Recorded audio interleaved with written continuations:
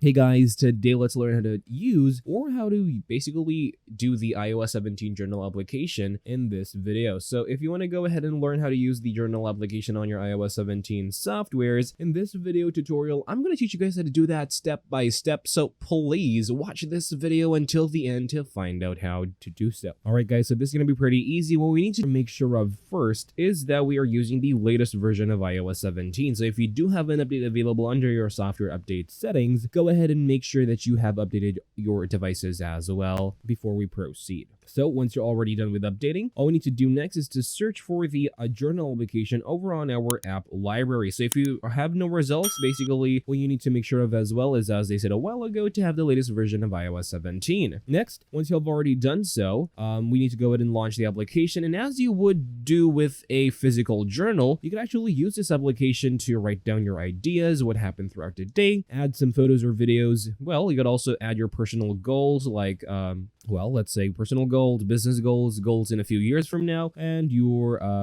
to-do list as well as you would a physical journal. Just, well, digitally on the journal application on the iPhone. That's how you actually use this application, guys. So thank you guys for watching. Please like this video and subscribe as well if you guys did learn something, and I'll see you guys on the next video.